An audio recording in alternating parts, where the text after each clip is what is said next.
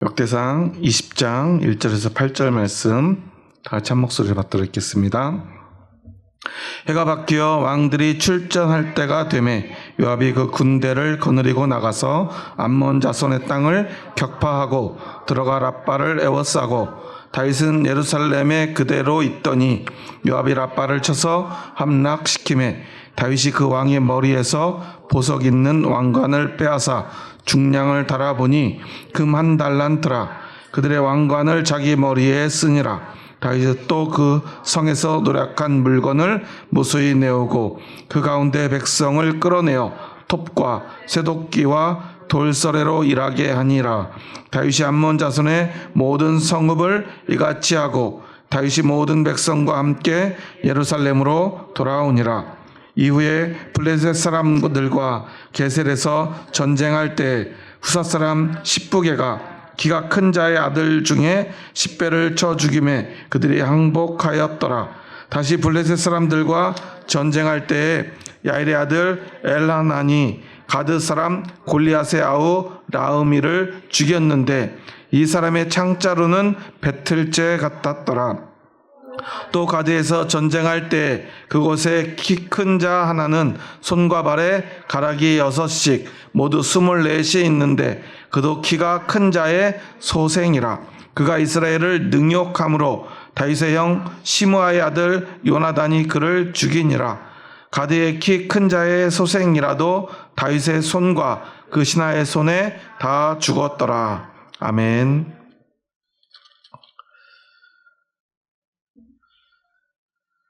네, 오늘 역대상 20장의 말씀은 이제 다윗의 전쟁의 이제 마지막 부분입니다. 지난 시간에 우리는 암몬과 아람의 연합군과 싸운 이스라엘, 그리고 그 전쟁에서 패배한 후에 시작은 암몬 자손이 했는데 용병으로 참여했던 아람이 패배했다는 이 말 때문에 아랍의 모든 그 연합군이 총진군합니다. 그래서 다시 직접 전투를 지휘하고 그 전투에서 승리를 하게 됩니다. 그리고 다시는 이제 아람 사람들은 다윗을 침략하지 않기로, 아니 그 정도에서 머무르지 않고 이제 조공을 바치기로 협약을 맺습니다.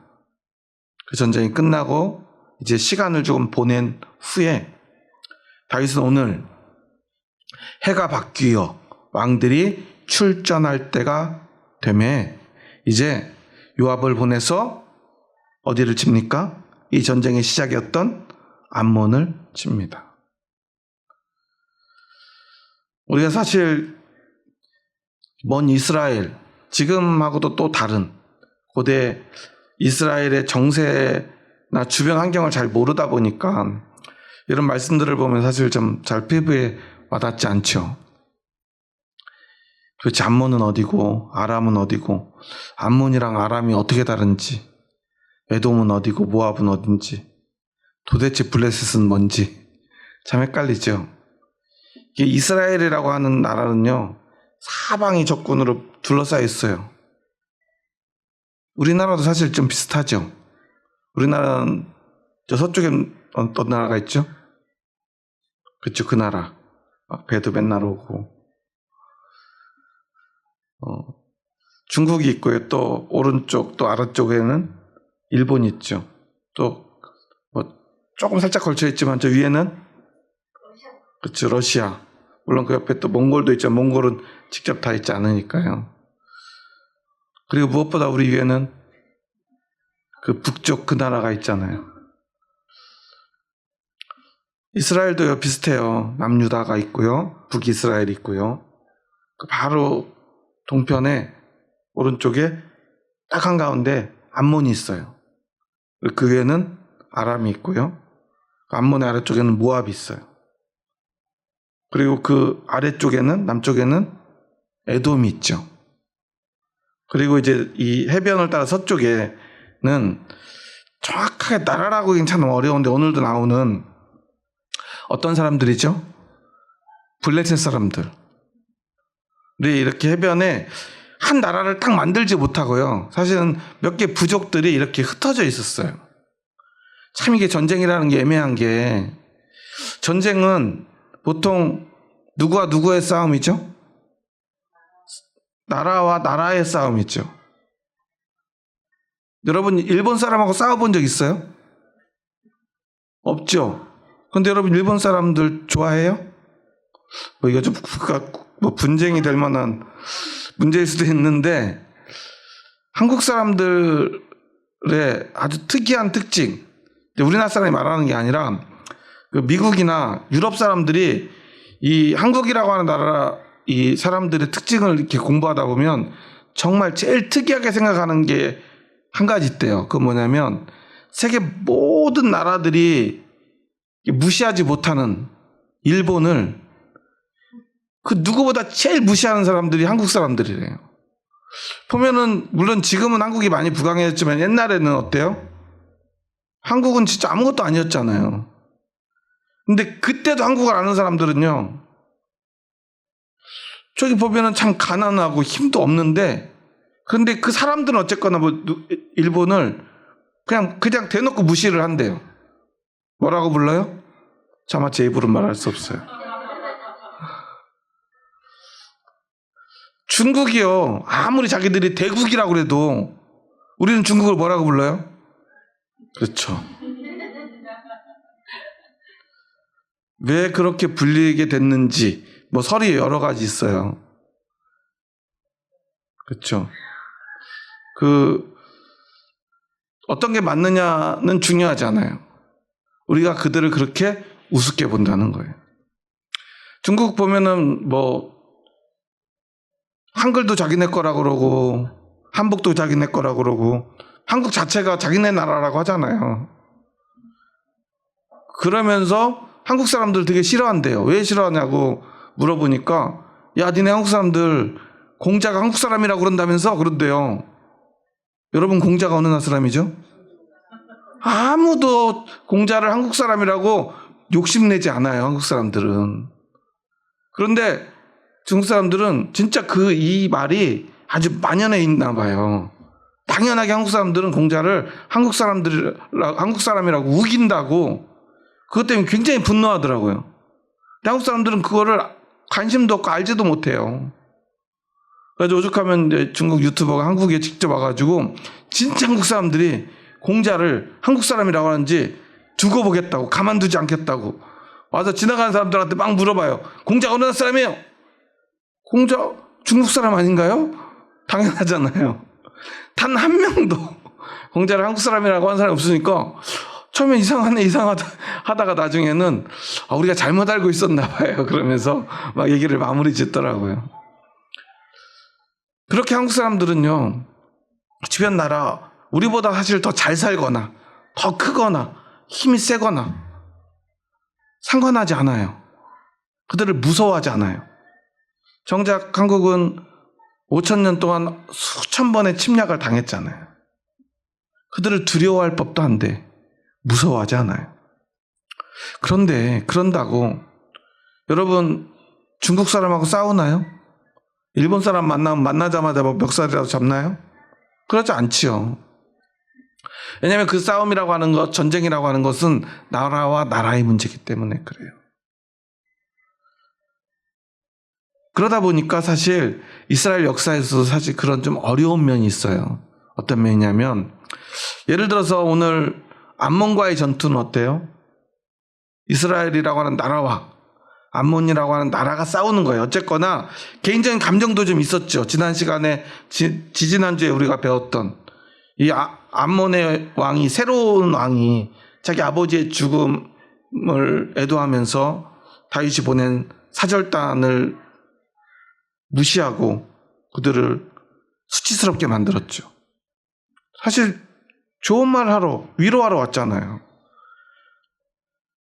우리가 잘해도 그들이 그렇게 하면 어쩔 수가 없어요. 싸우는 수밖에 없죠. 그래서 분명히 아람과의 전투는 그들이 쳐들어왔기 때문에 대응한 것이었는데, 오늘 암몬과의 싸움은 어떻죠? 다윗이 시기를 정해서 직접 출정을 한 거예요. 아까도 제가 말했듯이 우리가 이스라엘의 환경을 잘 모르잖아요. 그러니까 뭐 아람이 어쩌고 암몬이 어쩌고 되게 헷갈리듯이 오늘 성경에도 해가 바뀌어 왕들이 출전할 때가 되면, 왕들은 항상 어떤 출전할 때가 있나 보다. 뭐 이렇게 점을 봐가지고 며칠 날 나가시는 게 길일일 것 같습니다. 우리도 이사를 언제 해요? 네, 기독교인들이 그러시면 안 돼요. 손 없는 날은 사실은 기독교인들이 이사하기 제일 안 좋은 날이에요. 왜냐하면 비싸요. 손 있는 날 가시는 게 우리는 훨씬 좋아요. 여러모로. 실수로 손 없는 날 이사하시는 기독교인들이 사실 생각보다 많아요. 왜 이렇게 비싸지? 손 없는 날이에요. 그런 의미가 아니고 이 역사적인 이해가 좀 필요해요. 해가 바뀌어. 이스라엘에서 해가 바뀌면 새해가 됐다는 거잖아요. 그들에게 새해는 아비벌, 1월이에요. 오늘날 우리의 달력으로 1월이 아니에요. 양력으로 하면 한 3월이나 4월 중간쯤 돼요. 그럼 계절상 뭐죠? 봄, 여름, 가을, 겨울 중에 봄이에요. 봄이 되었다는 거예요. 이게 무슨 말이냐면 봄이 되었다는 것은 이제 건기가 시작됐다는 거예요. 우리는 보통 계절하면 봄, 여름, 가을, 겨울이잖아요. 4계절. 유대인들에게 계절은 뭐냐면 우기와 건기예요. 겨울에는요, 9월 이후 10월부터 한 3월 초까지는 우기예요. 비가 와요. 비가 오는 때. 그리고 애굽에서는 이런 비가 오는 때를 우기라고 하기보다는 보통 뭐라고 그러죠? 나일강이 어떻게 돼요? 범람하는 때. 그러면 이때가 이게 범람이 되면 물이 넘쳐 흘러요. 그래서 이렇게 논에 물이 되지는 거죠. 그러니까 이런 우기에는 전쟁을 하기가 여러모로 어려워요. 왜냐면 농사도 해야 되고요. 그 다음에 땅이 질퍽하니까 싸우기가 힘들어요. 그러니까 전쟁을 하다가도 우기가 되면요, 우기야, 이제 전쟁 끝낼 때야. 일단 멈춰요. 근데 새해가 돼요. 즉 우리로 하면 봄이 되면, 겨울이 지나고 봄이 돼서 3, 4월이 되면 우리는 꽃이 피고 뭐 새가 다니고 하니까 꽃놀이를 가지만 이 사람들은 그때는 전쟁 시즌이 돼요. 마치 프로야구 시즌이 개막하듯이 그 사람들에게는 전쟁 시즌이 오는 거예요. 다윗도요, 우기를 지나요. 지난번에 쟤네들이 쳐들어왔어요. 언제 쳐들어왔을까요? 건기에 쳐들어왔겠죠. 그런데 하다 보니까 이제 아람까지 전투를 마쳤는데 당장 바로 암몬에게 찾아가고 싶은데 우기가 왔어요. 그러니까 백성들은 또 일터로 돌아가야 돼요. 왜냐하면 지금 싸우러 왔던 이런 군사들도 다 농사 짓는 백성들이거든요. 그러니까 일터로 돌아가라고 그래요. 지금 당장 원수를 갚고 싶어요. 지금 신하들은 어디에 있어요? 수염 잘리고 중동 볼기까지 치마가 잘려가지고 하체가 다 나온, 요즘 같으면 레깅스라도 입을 텐데 입을 수가 없잖아요. 그러니까 아직도 여리고성에서 수염이 다 자랄 때까지 기다리고 있던 신하들이 아직도 막 부글부글 끓는 속을 끌어안고 거기 있을 텐데 당장 원수를 갚아줘야 되는데 우기가 왔으니까 조금 기다려요. 백성들을 위해서. 그리고 원활한 전쟁을 위해서. 그러다가 새해가 박습니다. 아비벌이 됐어요. 봄이 왔습니다. 이제 건기가 시작돼요. 그러니까 해가 바뀌어 왕들이 출전할 때가 되었으니 요압, 너는 당장 가서 우리가 기다리던 저 암몬을 쳐라. 어디를 쳐요? 암몬 자손의 땅을 격파하고 들어가 어디를 내었어요? 라빠를 내었어요. 이 라빠는 어디냐면은 야복강 아시죠? 야복강 하면 누가 떠올라요? 예, 야곱이 뭐였죠? 예, 강호동처럼 씨름하다가 어디가 부러졌죠? 한도뼈가 부러진. 그래서 이름이 뭐가 돼요? 그 다음에 발목 잡던 사람이었던 야곱이 뭐가 돼요? 이스라엘이 됐죠. 그러니까 사실은 우리는 지금도 그 유대인들의 나라를 이스라엘이라고 부르잖아요. 야곱의 이름이 그 나라의 이름이 돼요. 왜냐하면 이스라엘의 아들들이 그 지파를 12지파를 이루었기 때문에 그렇죠.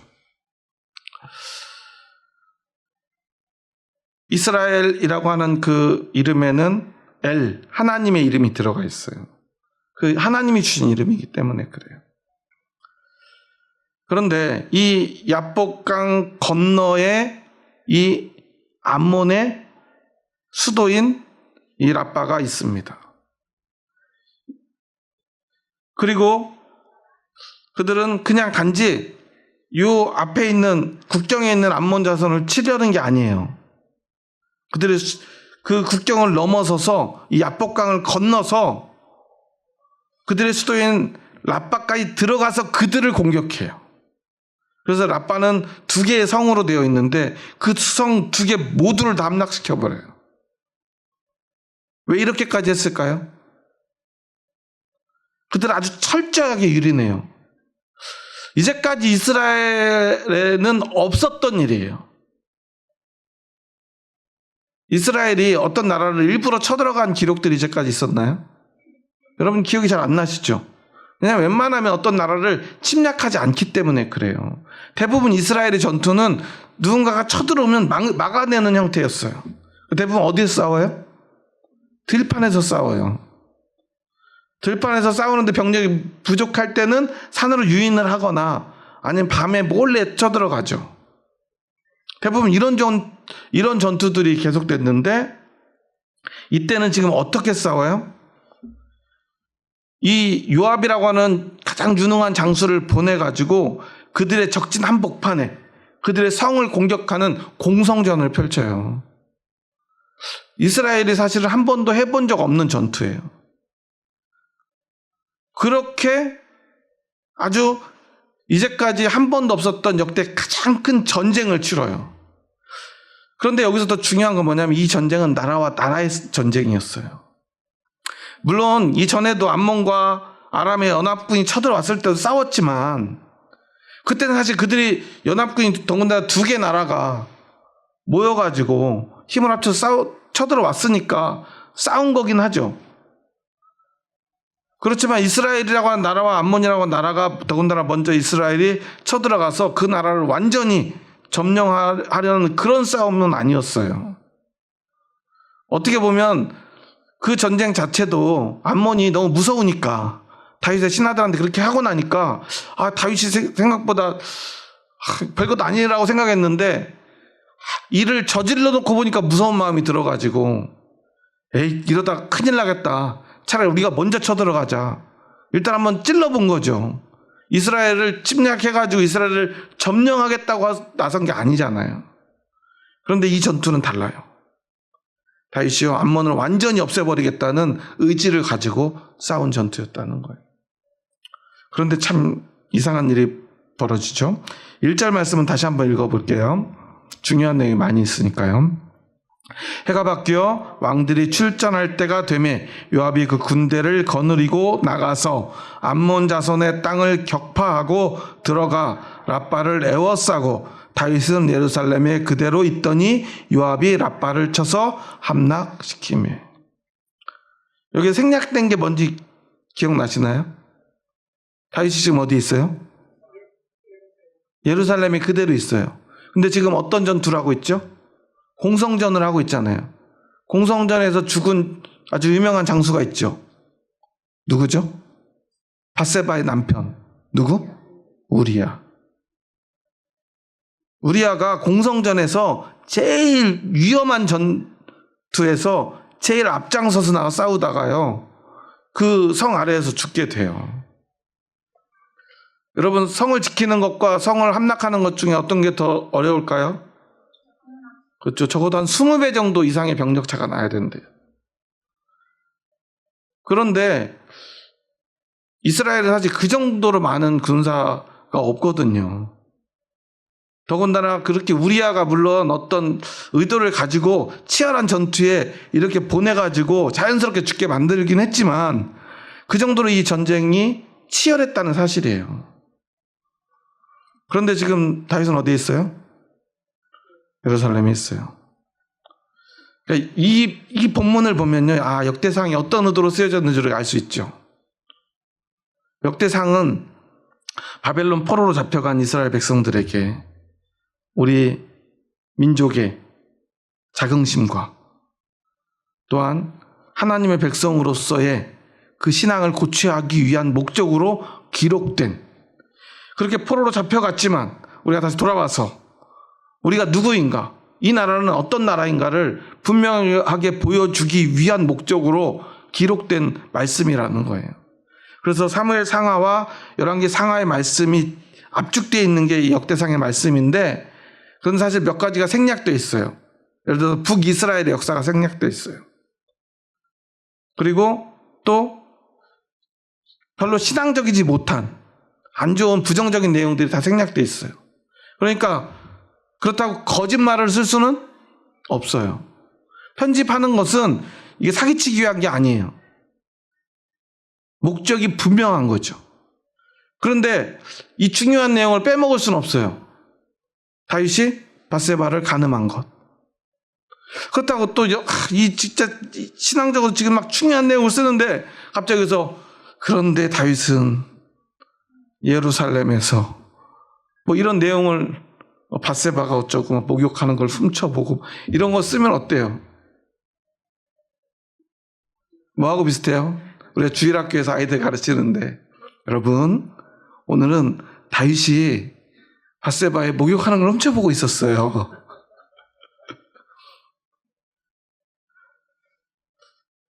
맨날 어떤 개그맨이 근데 참 이뻐 이런 이야기를 아이들한테 할 수가 없잖아요. 그러니까 기록을 안 할 수는 없지만 그걸 다 기록하지 않고 생략을 하는 거예요. 그렇지만 다윗이 그 전투에 참여하지 않고 그가 예루살렘에 머물러 있었던 것을 기록해놔요. 그래서 이것을 잊지 않도록. 하지만 지금 중요한 것은 이 암몬과의 전쟁, 이것이 사실은 가장 중요한 것임을, 그리고 한 번도 그렇게 싸워본 적 없는 이스라엘이 그 전쟁에서 승리했음을 이야기해요. 그래서 우리는 신앙에서 무엇이 중요한지를 우리는 잊지 말아야 돼요. 2절에 보면요, 우리 한번 2절 말씀 아예 3절까지 함께 읽습니다. 다윗이 그 왕의 머리에서 보석 있는 왕관을 빼앗아 중량을 달아보니 금 1달란트라. 그들의 왕관을 자기 머리에 쓰니라. 다윗이 또 그 성에서 노력한 물건을 무수히 내오고 그 가운데 백성을 이끌어내어 톱과 쇠도끼와 돌서래로 일하게 하니라. 다윗이 암몬 자손의 모든 성읍을 이같이 하고 다윗이 모든 백성과 함께 예루살렘으로 돌아오니라. 라빠를 쳐서 함락시키고 가장 먼저 한 게 뭐예요? 그 왕의 머리에서 보석 있는 왕관을 빼앗은 거예요. 이 왕, 여기서 왕이라고 하는 단어, 말캄이라는 단어를 써요. 말감. 뭐하고 비슷하죠? 지금 이 나라는 어떤 나라죠? 암몬. 우리나라의 국교는 뭐죠? 국교는 없죠. 네. 고려시대 국교는 뭐예요? 불교. 조선시대는 유교. 대한민국은? 그렇죠. 정교 분리가 돼 있죠. 기독교 아니에요? 네. 그러니까 어때요? 생각해 보세요. 고려시대에 불교가 국교일 때 그 나라를 상징하는 그 종교가 불교잖아요. 그렇죠? 불교 불상을 뭘로 만들죠? 금으로 이렇게 직접 못 만들면 칠이라도 하잖아요. 마찬가지로 지금 여기서 이 말캄이라고 하는 단어는 밀곰이라고 하는 단어하고 똑같아요. 밀곰은 바로 이 암몬의 우상입니다. 암몬의 신이에요. 그러니까 그것을 왕의 머리에서, 근데 이게 왕이 말캄이에요. 그러니까 말캄의 머리에서 보석 있는 왕관을 빼앗았어요. 그러면 이게 두 가지 상징을 같이 가지고 있는 거예요. 정치적 군사적인 왕인 말캄인 왕. 이 말캄이라는 단어는 또한 밀곰, 즉 그들의 신이라는 뜻도 함께 가지고 있다는 거예요. 우리가 성경을 보면 그 단어들이 좀 이게 이름을 특히나 좀 번역을 조금 특이하게 잘못하는 경우가 많아요. 우리가 이집트를 성경에서 뭐라고 그래요? 애굽의 왕은 뭐죠? 그렇죠. 파라오. 성경이 뭐라고 그래요? 바로. 가수 바로 아니에요. 예, 바로가 바로 파라오죠. 그러니까 우리가 보통 말할 때 애굽 왕 바로라고 하잖아요. 근데 이것을 우리가 이 원어를 생각해 보면 좀 이상한 말이죠. 애굽 왕 이런 뜻이죠. 애굽의 파라오인 파라오 이렇게 말하고 있는 거예요. 그런데 성경이 이 파라오가 자체가 애굽의 왕이라는 뜻인데 그냥 그것을 파라오를 또 바로라고 또 해놓으니까 또 파라오인지 바로인지 헷갈리고요. 바로가 왕이라는 뜻인데 근데 그냥 애굽의 바로라고 하면 우리가 와닿지 않으니까 애굽 왕 바로 이렇게 말하잖아요. 그런 것과 비슷해요. 그래서 지금 중요한 것은 여기서 왕의 머리에서 빼앗은 왕관은 진짜 왕이 쓰고 있던 왕관일까요? 그러기에는 한 가지 문제가 있어요. 뭐냐면 그래서 아마 이걸 기록한 것 같아요. 중량을 달아보니 얼마큼 해요?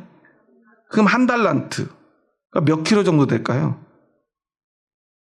금 한 달란트면요 34.27kg래요. 사람이 쓸 수 있어요, 없어요? 목 디스크죠. 쓸 수는 있어요. 잠깐 쓸 수 있겠죠. 35kg 정도 되는 거 머리에 쓰고 다닌다고 생각해 보세요. 다윗이 그거 쓰고 다녔을까 신나가지고. 그러니까 아마 이거는 왕이 직접 썼던 왕관이라기보다는 뭐예요? 이 밀곰 우상을 상징하거나 아니면 밀곰에 씌워놨던 어떤 보석들로 만든 어떤 금으로 만든 무거운 왕관이거나 우상의 상에다가는 씌워놓을 수 있겠죠.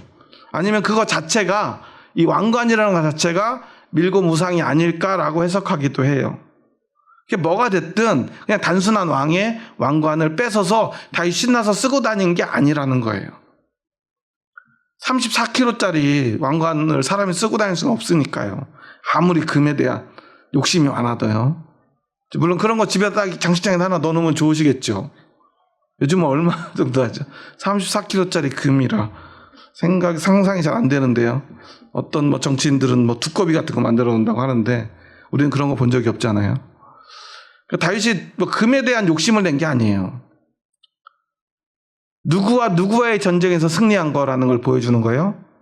하나님과, 그러니까 이스라엘의 하나님 여호와와 이 말캄으로 상징되는 이 암몬의 왕, 진짜 암몬의 왕인 이 밀곰이라고 하는 우상과의 싸움에서 여호와 하나님이 승리했다는 것을 이스라엘 백성들과 패배한 암몬 사람들에게 보여주기 위해서 다윗이 그 왕관을 쓰고 돌아다녔다는 거예요. 그런데 사실 그게 너무 무거우니까 실제로 그걸 썼다기보다는 혹시 그 우상에서 이 보석들을 빼가지고 자기 왕관에다가 끼워놓고 여호와 하나님께서 밀곰으로부터 승리하셨음을 사람들에게 상징적으로 보여준 게 아닌가 해석하기도 해요. 근데 중요한 것은 우리가 생각해야 될 것은 이 전쟁은 단순한 사람들과의 말다툼이나 싸움이 아니라는 거예요. 나라와 나라의 싸움이었고 하나님과 이 우상의 싸움이었다는 거예요. 그런데 이 싸움에서 하나님은 다윗을 통해서 승리하게 하셨어요. 그런데 사실은 이상하죠? 다윗은 지금 어디 있어요? 예루살렘에 있었죠. 언제 갔을까요? 아마도 전쟁이 끝나고 가지 않았을까 싶어요. 전쟁은 안 했어요. 사실은 암몬과의 싸움에서 다윗이 싸웠다는 기록은 거의 찾아보기 어려워요. 그러니까 아마 요압이 전쟁은 다 끝냈을 것이고 마지막 이 상징적인 것들을 위해서 다윗이 그곳에 가지 않았을까. 그리고 어떤 일을 하죠? 그들을 어떻게 합니까? 톱과 쇠도끼와 돌서래로 일하게 해요. 강제 노역을 시킨 거예요. 왜 그랬을까요? 이건 사실 좀 보복이죠. 어떤 보복입니까? 신하들의 그 부끄러움에 대한, 그들이 저지른 만행에 대한 복수예요. 그런데 우리가 이런 걸 보다 보면 불편한 게 하나 있어요. 어떤 거죠? 우리 신앙이 그럼 폭력을 정당화하는 것은 아닐까 하는 거예요. 왜냐하면 하나님도 실제로 그런 명령을 많이 내리시잖아요. 적과 싸워서 이기는 게 아니라 하나님이 가끔 그 적을 어떻게 하라고 그러죠? 진멸하라고 그래요. 진멸은 어떤 뜻이에요? 하나도 남김없이 다 죽이라는 거예요. 항복해도 죽이라는 거예요. 맞서 싸워도 죽이고요. 부상병도 죽이고요. 심지어 어린아이와 여자들도 다 죽이라고 하는 거예요. 너무나 폭력적이잖아요. 심지어 싸웠으면 그 사람은 죽이더라도 적군이니까 가축이라도 살려서 데리고 와야 그걸 전리품으로 그 병사들한테 한 마리씩 들려가지고 아유 너희도 고생했어. 이제 이거 가지고 집에 들어가서 그래도 너희들 잘 살아. 그래야 나중에 왕이 인기가 있을 거 아니에요. 왜냐하면 우리 남편이 우리 아들이 전쟁터에 끌려갔어요. 그래가지고 막 이제나 저제나 죽나 사나 막 기도하고 있었는데요. 막 소 한 마리, 양 한 10마리 이렇게 몰고 집으로 돌아와 봐요. 그럼 다음 전쟁 날 때 어떻게 해요? 어서 갔다 오라고. 그나마 전쟁에 어때요? 참석할 수 있잖아요. 그래야만 왕의 인기가 높아질 거 아니에요. 그래 왕의 권위가 높아질 거 아니에요. 그런데 하나님이 명하신 전쟁의 목적은 그런 게 아니라는 거예요. 왕의 권위를 드높이고 백성들을 널리 이롭게 하려고 홍익인간의 정신으로 이 나라를 부강하게 하려는 그런 싸움이 아니었다는 거예요. 물론 이제 34kg나 되는 금덩어리를 가져왔으니 뭔가 다윗은 부자가 됐겠지만 그런 의미를 말하는 게 아니에요. 이 전쟁은 하나님의 백성과 우상을 섬기는 백성의 싸움, 하나님의 나라와 우상의 나라의 싸움이다라는 거예요. 그래서 이 전쟁은 이 싸움으로 깔끔하게 정리가 돼요. 그런데 이 다음에 블레셋과의 싸움은 어떠냐면 블레셋은 사실 정확한 나라가 없어요. 그러니까 예를 들어서 우리가 만약에 일본하고 전쟁을 하면 언젠가는 전쟁에 승패가 나겠죠. 휴전이 아닌 종전이 된다면 누군가는 이기고 누군가는 패배하겠죠. 누군가는 항복을 해야만 전쟁이 끝나겠죠. 우리나라 대통령이든 일본의 총리든 아니면 일본의 국왕이든 누군가가 항복을 해야만 해요. 근데 항복하면 어때요? 전쟁은 끝이 나요. 그런데 그렇게 전쟁이 끝나지 않고 진짜 전쟁을 끝내려면 일본 사람을 우리가 한 명씩 다 찾아내서 혹시 후지산 구석에 숨어있는 사람들까지 아니면 막 산골 깊은 산맥 깊은 곳에 들어가서 숨어 사는 원주민들까지 다 잡아 죽여야만 전쟁이 끝난다면 그 전쟁은 쉽게 끝나지 못할 거예요. 이게 블레셋과의 전투예요. 블레셋은 대표되는 왕도 없고요. 참 애매해요. 그래서 오늘 이 4절부터 전쟁을 보면 앞에는 이 어떤 성을 얘기를 해요. 왕을 얘기를 하죠. 그런데 4절부터 이 블레셋과의 전투를 보면 어떠죠? 처음에 보면 4절에 보면 게셀에서 전쟁을 해요. 그런데 여기서도 보면 개인의 이름이 나와요. 후사 사람 10부개가 키가 큰 자의 아들 중에 10배를 쳐 죽여요. 그러니까 그쪽 사람들이 항복을 한 거예요. 블레셋 전체가 항복한 게 아니에요. 전쟁이 안 끝났죠.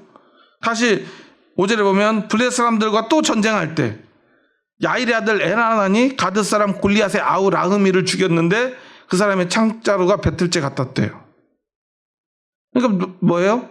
이 사람을 죽인 거예요. 근데 그중에 제일 유명한 사람을 말한 거죠. 왜요? 누굴 다 알아요? 골리앗은 다 알잖아요. 여러분도 골리앗 나오니까 되게 반가우시잖아요. 라흐미는 몰라도 이 사람이 라흐미가 골리앗의 동생이구나. 그러니까 라흐미는 어떤 사람이에요? 키가 큰 사람. 우리 이청호 집사님이나 우리 박태순 집사님 같이 키가 큰 사람이 아니라 최홍만 같이 키가 큰 사람이. 여기서 키가 큰 사람이라는 거는 그냥 단지 키가 큰 사람, 잘생긴 사람 말하는 게 아니라 이게 하나의 종족을 얘기를 해요. 르바임 족속이에요. 르바임 골짜기에 사는 특별한 종족.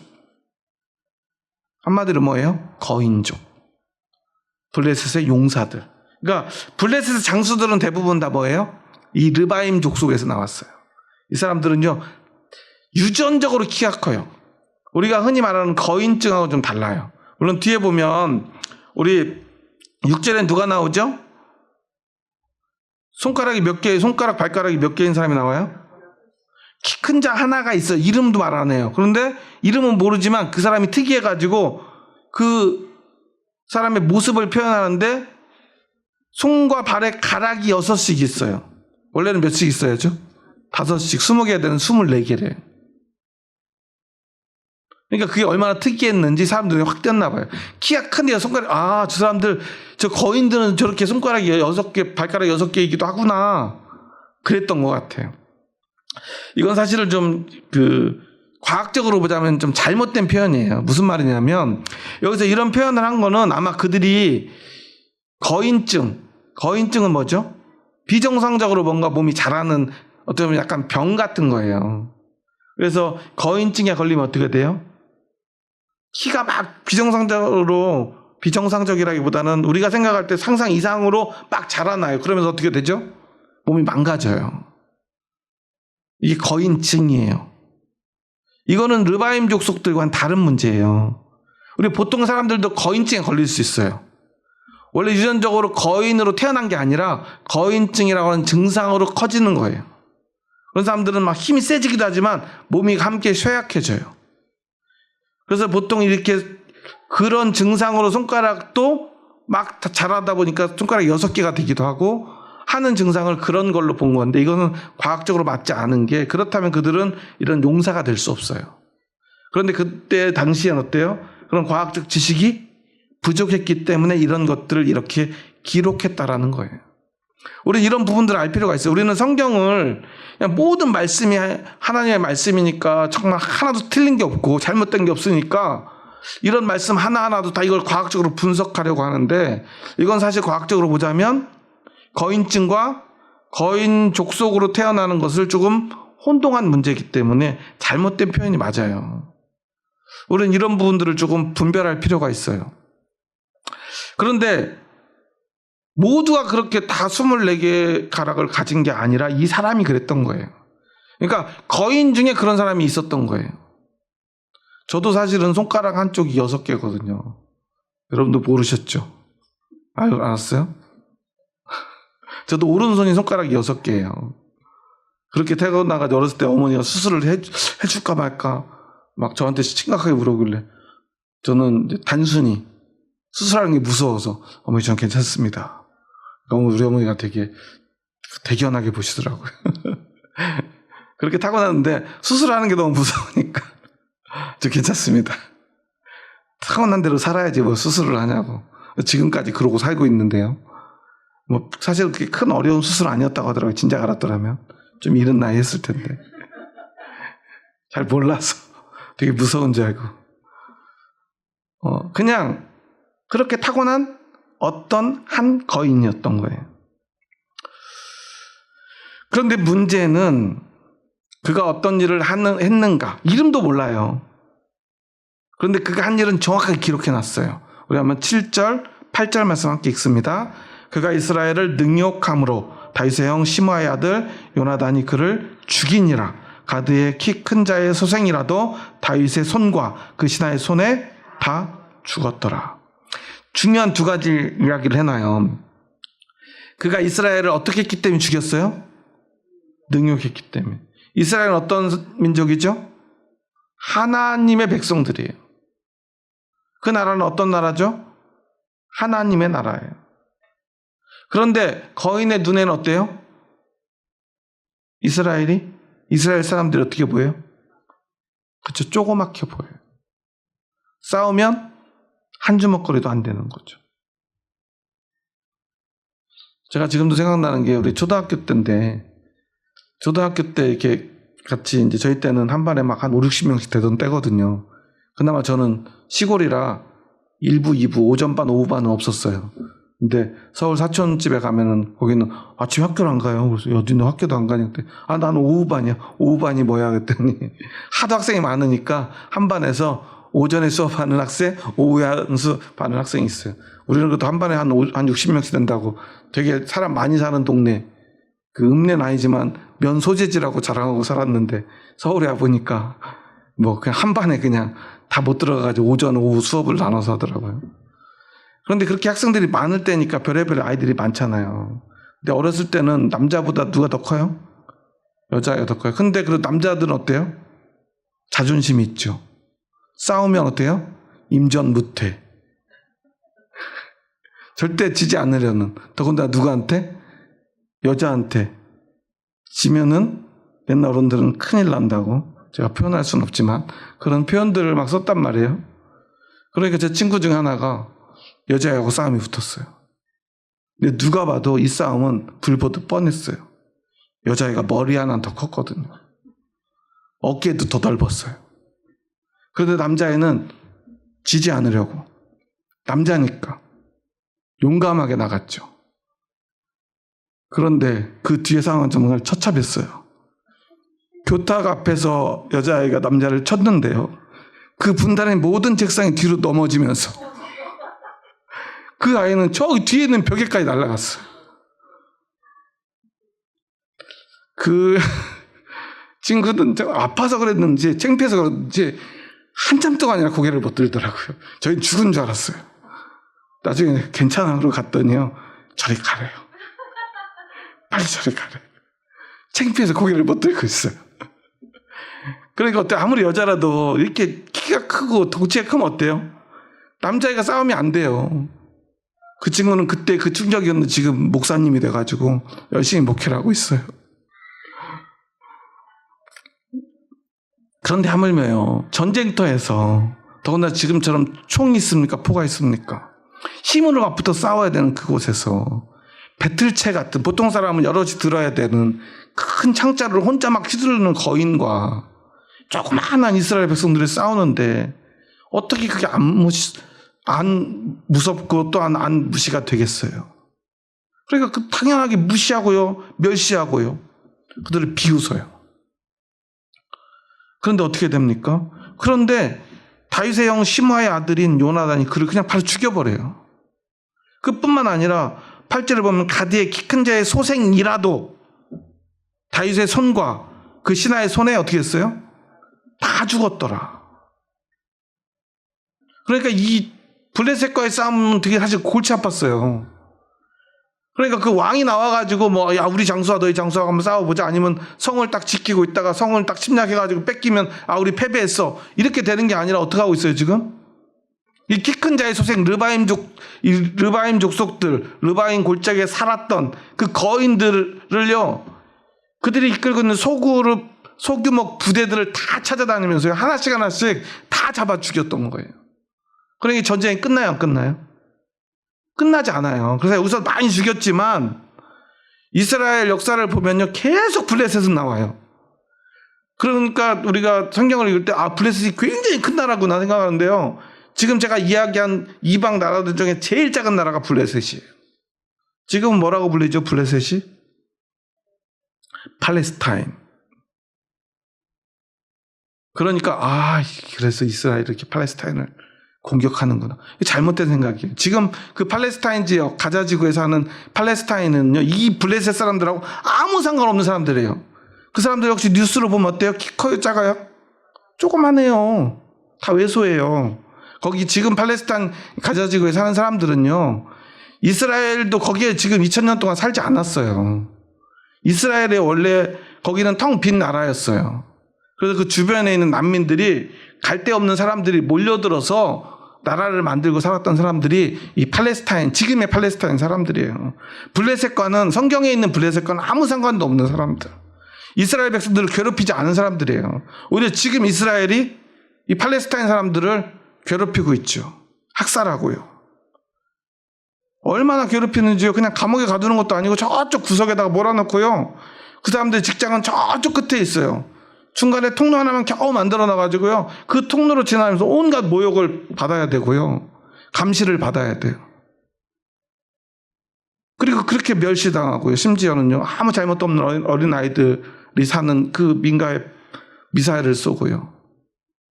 그런 일들을 지금 하고 있어요. 그런데 우리는요. 성경을 읽다 보면 그냥 이 폭력이 정당한 것처럼 이야기를 해요. 그래서는 안 된다는 사실이에요.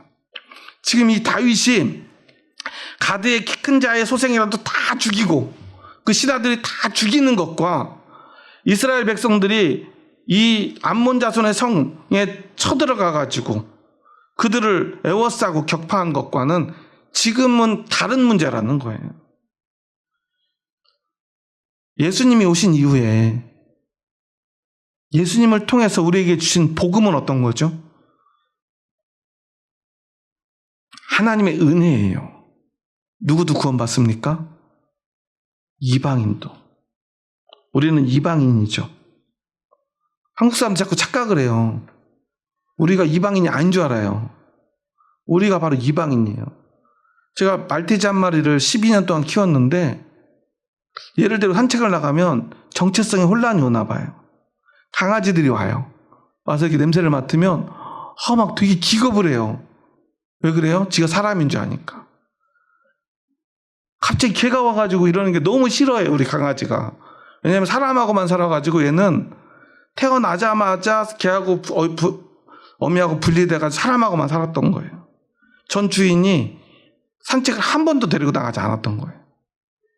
사람밖에 본 적이 없어요. 그러니까 자기 눈에는 뭐밖에 안 보여? 사람만 맨날 보고 사니까 자기도 뭔지 알아요? 사람의 악인 줄 알아요. 개를 보면 기겁을 해요. 개를 그렇게 무서워해요. 지가 개인데. 그러니까 우리가 그런 걸 착각하면 안 돼요. 우리가 교회를 열심히 다니다 보니까 우리가 무슨 유대인인 줄 알아요. 우리는 유대인이 아니에요. 우리는 이방인이죠. 우리가 유대인들의 팔레스타인 학살을 찬성하면 그들이 우리를 공격해도 우리는 그냥 죽어야 돼요. 그게 같은 논리예요. 그럼 이 말씀은 무엇이냐?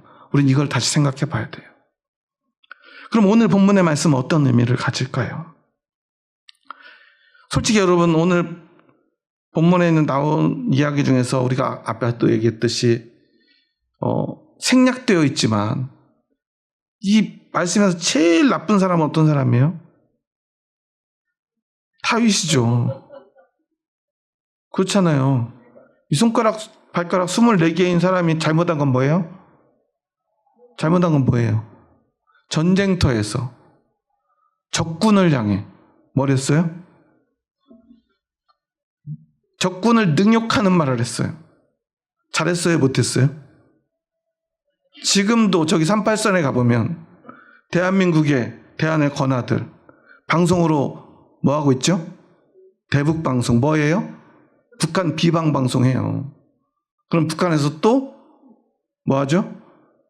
남조선의 대통령 욕 안부도 막 묻고 그래요. 우리는 또 저기 김정은의 안부를 묻고 서로 안부를 물으면서 이렇게 비방을 해요. 그러면 어떤 사람들이, 어떤 병사가 끝까지 그 방송에 마이크를 잡을 수 있어요?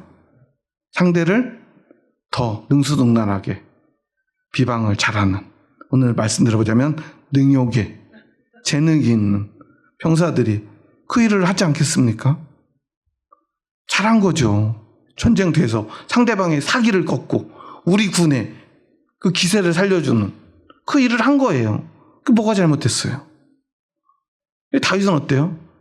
신하들 보내놓고 신하의 아내와 더는 말할 수 없는 그런 일을 저지르고 있었잖아요. 그래놓고 전쟁 다 끝나니까 가서 왕관 빼앗아가지고 머리에 쓰고 그랬잖아요. 그런데 계속 우리는 누구를 본받아야 돼요? 다윗을 본받아야 돼요. 여기에 그런데 가장 중요한 의미가 있다는 사실이에요. 여러분 생각해 보세요. 너무나 많은 사람들이요, 좋은 사람이 되는 것이 천국에 가는 조건이라고 생각해요. 과연 그럴까요? 성경은 그게 아니라는 이야기를 이스라엘 역사를 통해서, 그리고 그걸로 부족하니까 예수님의 말씀을 통해서, 그리고 그걸로도 부족해서 그 제자들을 통해서, 제자들을 통해서 우리에게 전해주고 있는데, 그것은 뭐냐면 너는 하나님의 가족이냐? 라고 묻고 있는 거예요. 우리가 예수님 믿으면 뭐가 돼요? 영접하는 자, 곧 그 이름을 믿는 자들에게는 뭐예요? 그렇지, 하나님의 자녀가 되는, 아들, 딸이 되는 권세를 주셨다고 그랬어요. 여러분 생각해 보세요. 오늘 임 집사님이 길을 가는데 우리 애지가 어떤 막 힘센 여자애하고 싸우고 있어요. 그러면 집사님은 가서 야, 너 뭘 잘못했어? 너는 도대체 어떻게 했어? 누가 잘못한 거야? 따져요, 안 따져요? 안 따지죠. 어떻게 해야 돼요? 만약에 내 딸이 이미 맞았다면 어떻게 해야 돼요? 그렇죠. 상대편이 뭐 잘못했는지 우리 딸이 잘했는지 뭐 누가 잘못했는지 상관없죠. 일단은 가서 바로 그렇죠. 옛날 제가 저기 광주에 갔더니 그런 말을 쓰더라고요. 뺨을 때린다고 그러더라고요. 뺨 들어봤어요? 뺨? 우리 보통 뺨을 때린다고 그러잖아요. 전라남도 사투리를 뺨이라고 하더라고요. 뺨 싸다구를 때린다고 해요. 귓방맹이를 달린다고 그러죠. 한 대 때리고 머리 잡고 이래야 되잖아요. 왜 그래요? 잘잘못은 따질 필요가 없어요. 내 딸이 중요하죠. 그렇죠? 그리고 나서 나중에 뭐 물어볼 수 있어요. 그랬더니 엄마 사실은 내가 잘못했어. 그래도 제가 그럴 만했어. 그래도 엄마는 상관없어요. 왜 그래요? 내 딸이 맡고 있으니까. 성경이 사실 우리에게 들려주는 말은 그런 말이에요. 너는 누구의 가족이냐. 착하고 안 착하고는 사실 중요하지 않죠. 내 가족과 남이 싸움이 나면 우리는 누구를 살리는 사람이에요? 내 가족을 지키고 내 가족을 살리는 사람이에요. 한국과 일본이 전쟁이 났어요. 그러면 전쟁은 나쁜 것입니다. 살생하지 않아야 됩니다. 그래서 우리는 총을 들지 않겠습니다. 많이 들어본 말이죠. 저기 미국에서 온 이단. 그들은 그렇게 안 싸워요. 그런데 성경에 보면 수도 없는 전쟁을 이야기를 하죠. 왜 그래요? 이 싸움은 하나님의 나라와 세상의 나라, 즉 우상의 나라의 싸움이기 때문에 그래요. 그 싸움을 어떻게 해야 돼요? 반드시 승리해야 돼요. 싸워서 어떻게 해야 돼요? 진멸해야 돼요. 그 싸움을 이야기하는 거예요. 누군가가 하나님의 나라를 침략하면 우린 이걸 지켜내야 된다. 하나님 나라를 확장하기 위해서는 우상의 나라를 우리가 무찔러야 된다. 이런 이야기를 하는 거예요. 사실 이것은 신앙에 관한 이야기고 영적인 이야기지 이방인들은 다 죽여도 돼라는 게 아니라는 거예요. 그래서 다윗의 이야기로 돌아가면 어때요? 다윗은 오늘 본문에 좀 살짝 생략되어 있지만 오늘 등장인물 중에 제일 나쁜 인간이잖아요. 그런데 다윗은 어때요? 하나님 볼 때 우리 가족이잖아요. 내 백성이잖아요. 그러면 이 문제는 어디서 처리해야죠? 내 가족의 문제는 누가 처리해야 돼요? 가족이 처리해야죠. 내 아이가 잘못했어요. 잘못했는데 옆집 여자가 내 아이를 때리고 있어요. 그럼 아까 그런 일이 벌어지는 거예요. 때려도 누가 때려요? 내가 때려야죠. 우리나라의 백성이 우리 국민이 잘못을 했어요. 그런데 일본 사람들이 데려가서 얘를 사형시키겠대요. 그럼 보내줘야 되나요? 아니죠. 본국으로 소환해야죠. 죽여도 우리가 죽여. 그게 맞잖아요. 그러니까 하나님은요, 다윗을 그냥 용서하신 게 아니에요. 다윗에게도 분명하게 처절하게 벌을 내리셨어요. 다윗이 얼마나 고통스럽게 하나님께 벌을 받았는지 몰라요. 하나님은 그냥 용서해 주시지 않았어요. 다윗도 하나님 앞에 얼마나 처절하게 회개했는지 몰라요. 그런데 하나님 앞에 기도하고 나서 하나님 제가 지금 하나님 앞에 회개했으니까 다 끝났죠. 이러고 뻔뻔스럽게 돌아다니지 않았어요. 그는 평생 죄책감 가운데 살았어요. 죽을 때까지 회개하며 살았어요. 그리고 실제로 하나님 앞에 그가 저지른 죄보다 더 지독한 벌을 받았어요. 하나님은 그를 그냥 용서해 주지 않았어요. 얼마나 끔찍한 일을 많이 당했는지 몰라요. 그리고 이미 잘못하기 전에도요, 그에게는요, 얼마나 많은 고난이 있었는지 몰라요. 그랬으면 좀 잘하면 좋은데, 사람이 그렇게 잘 살 수는 없어요. 다윗은 또 왕이 되니까 힘이 생기니까 시간이 많아지니까 죄를 지은 거예요. 한 번 죄를 졌으면 그때라도 돌이켰어야 되는데 사람은 어때요? 잘못을 감추려고 더 큰 죄를 져요. 가늠한 죄에서 멈췄으면 얼마나 좋아요. 후아를 죽일 필요까지는 없었잖아요. 그래서 일단은 잔머리를 써봐요. 옛날에 지금처럼 유전자 검사가 이렇게 되던 시기가 아니니까 신하를 불러서 이렇게 너 고생했지? 빨리 들어가서 아내랑 같이 함께 좀 쉬다가 가. 그럼 나중에 애기가 태어나도 그 우리아의 아들이 될 테니. 근데 이 우리아가 지나치게 충성스러워가지고 내 부하들이 전쟁터에서 지금 죽어가는데 저는 편안한 침대에 누울 수 없습니다. 밖에 있다 그냥 가요. 죽음을 자초한 거죠. 그래서 다윗이 그를 죽여요. 그런데 그 죄도 어때요? 어디에서 지은 죄예요? 하나님의 나라에서. 잘했다는 게 아니에요. 우리가 기억해야 될 것은 이런 게 아니에요. 자꾸만 그리스도인들이 다윗을 보십시오. 간음하고 살인하고 회개하니까 하나님이 다 용서해 주지 않았습니까? 하나님의 종은 하나님만 심판합니다. 그러니까 목사님들 좀 간음했다고 여러분들이 심판하시려고는 안 돼요. 세상 법정에다가 이렇게 팔아넘기시면 안 돼요. 하나님 심판하십니다 라는 헛소리를 목사님들이 강단에서 해요. 자기가 지은 죄를요 그렇게 덮으려고 그래요. 지금 오늘 그 목사님은 대한민국의 국민이잖아요. 그럼 어떤 법으로 다스려야 돼요? 우리의 헌법으로 다스려야 돼요. 형법으로 다스려야 돼요. 감옥에 가셔야 돼요. 자기는 지금 현재 하나님 나라에 들어가지 않았어요. 아직. 우리가 그걸 알아야 돼요.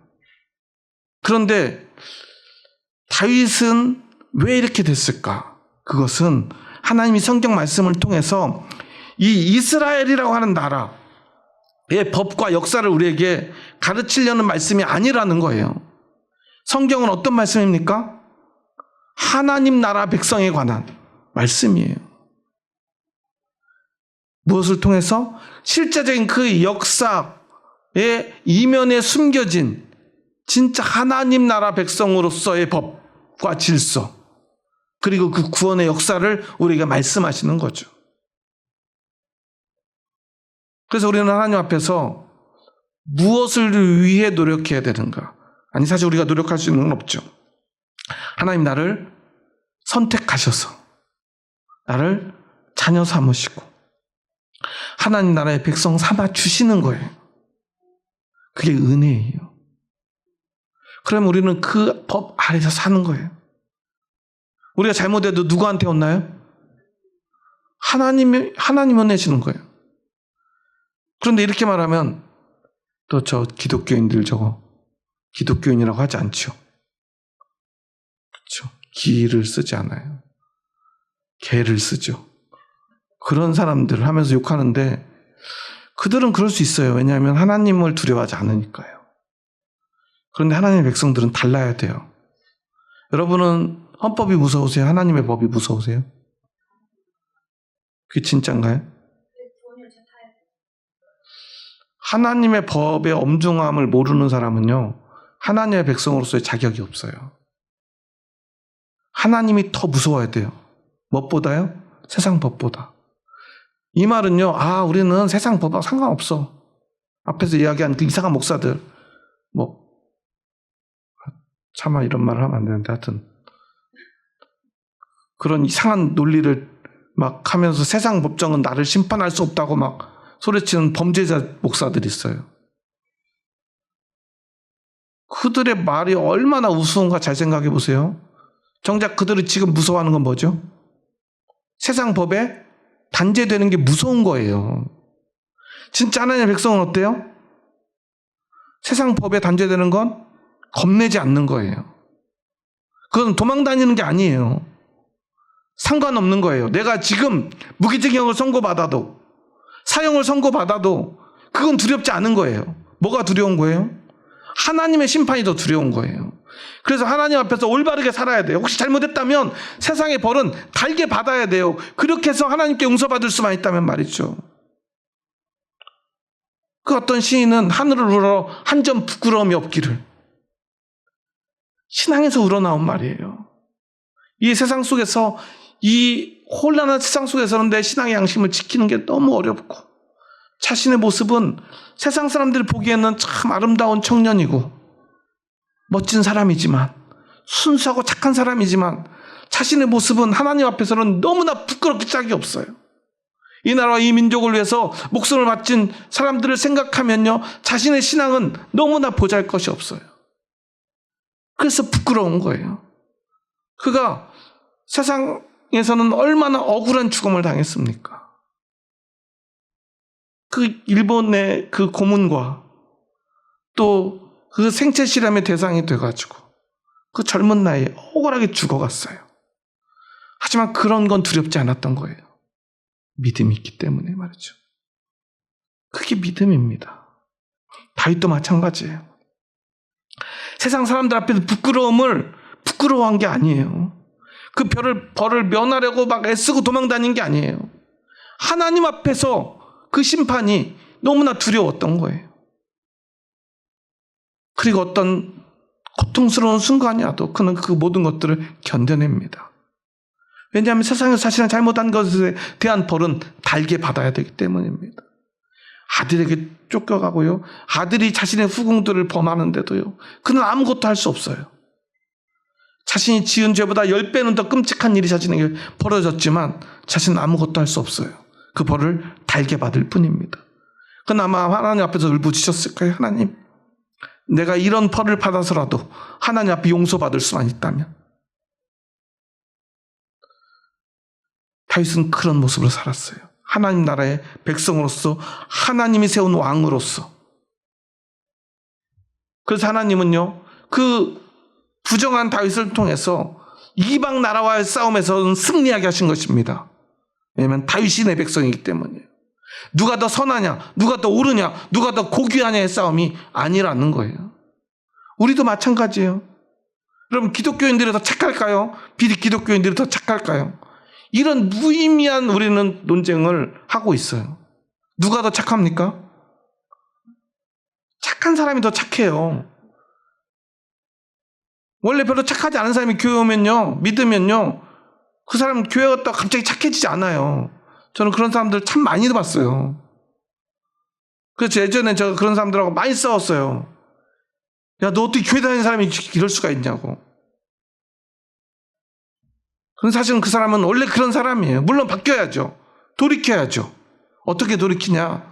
착해지는 게 아니에요. 착해질 수 없어요. 갑자기 어떻게 착해집니까? 하지만 죽을 때까지 하나님의 법 앞에서 하나님을 두려워하며 살아야 합니다. 세상을 두려워하지 않고요. 그러다 보면 우리가 예수님처럼 변해가는 거예요. 이전의 나와는 달라지는 거예요. 그렇게 우리는 하나님의 자녀가 되고 하나님 나라의 백성이 되는 것입니다. 무엇이 중요한지 여러분 생각하셔야 돼요. 단순한 싸움에 휘말리고 그저 이기는 것, 그게 아닙니다. 내가 지금 누구의 가족인가? 내가 지금 누구의 백성, 어느 나라의 백성인가? 우리는 늘 그걸 생각하면 됩니다.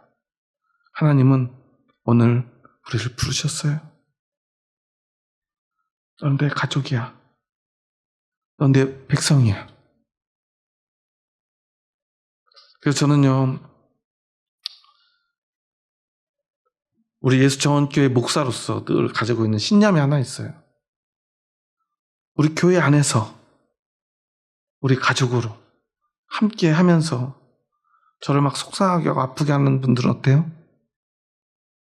짜증나지만, 때로는 꼴도 보기 싫지만, 그래도 내 가족이니까. 우리는 하나님의 백성이니까 괜찮아요. 늘 용서하고요, 이해하고요, 위로하고요, 힘을 주려 합니다. 그런데 이 믿음을, 이 공동체를, 교회를 떠나는 건 어때요? 뭐 나쁜 사람도 나가지만요, 너무 착해서 나가기도 해요.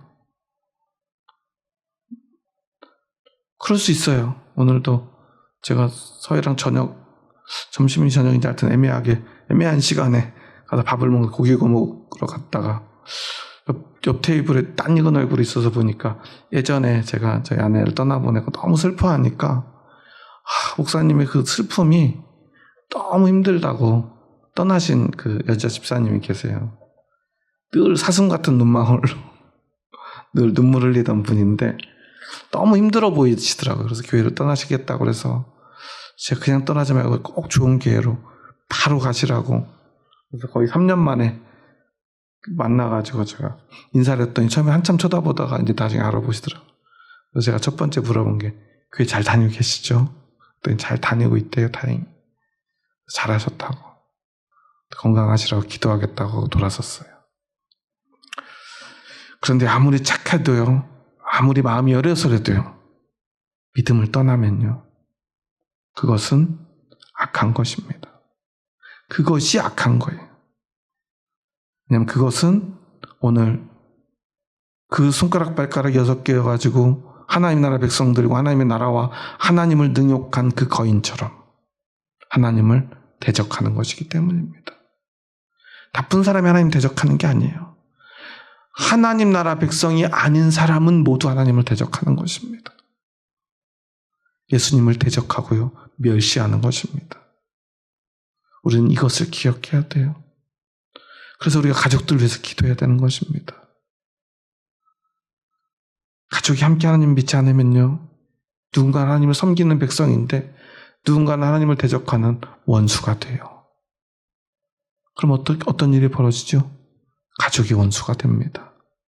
가족이 가족과 싸워야 돼요.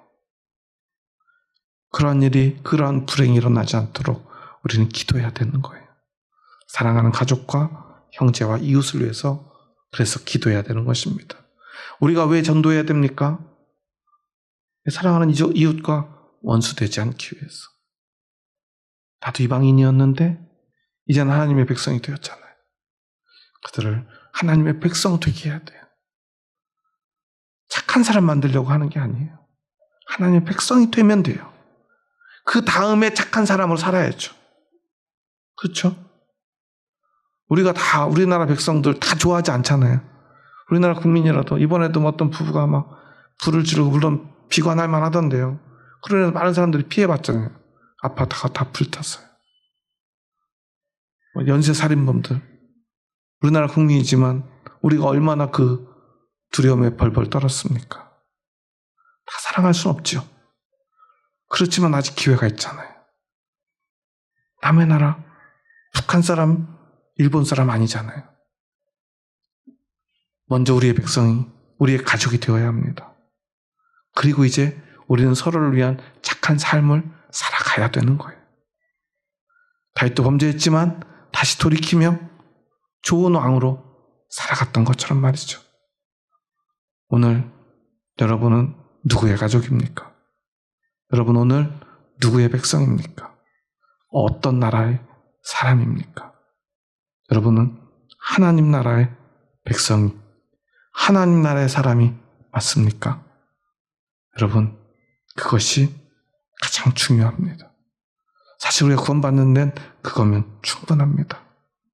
하지만 그렇게 우리가 바르게 살아야겠죠. 아름다운 삶을 살아야겠죠. 하지만 그것이 바뀔 수는 없습니다. 순서가 바뀌어서는 안 됩니다.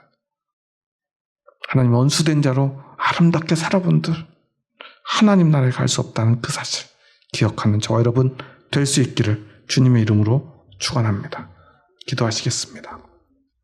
하나님 감사합니다. 저희 부족하고 약한 자들 사랑하셔서 오늘 다윗처럼 하나님 나라의 백성 삼아주시니 감사합니다.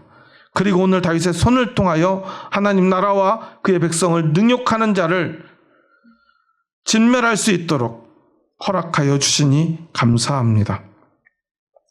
우리가 싸워야 될 것은 이 땅의 것, 이 세상의 것이 아님을 기억하게 하여 주시옵소서. 누군가를 미워해도 되고 누군가의 폭력을 휘둘러도 되는 면죄부가 아님을 기억하게 하여 주시옵소서. 모든 영혼을 사랑하고 용납해야 될 이유는 그들을 하나님의 나라 백성 삼기 원하는 하나님의 그 용서와 사랑임을 우리가 기억하게 하여 주시옵소서. 무엇보다 내가 그렇게 되었음을, 이것이 세상의 그 어떤 성공보다도, 세상의 어떤 두려움보다도 소중한 것임을 기억하는 저희들 되게 하여 주시옵소서. 내가 아무리 의롭게 살아도 그 나라를 박차고 나가는 것, 그것이 가장 악한 것임을, 아니 하나님 앞에 가장 악한 행위임을, 하나님 앞에 가장 큰 범죄임을 기억하는 저희들 되게 하여 주시옵소서. 예수님의 이름으로 기도합니다. 아멘.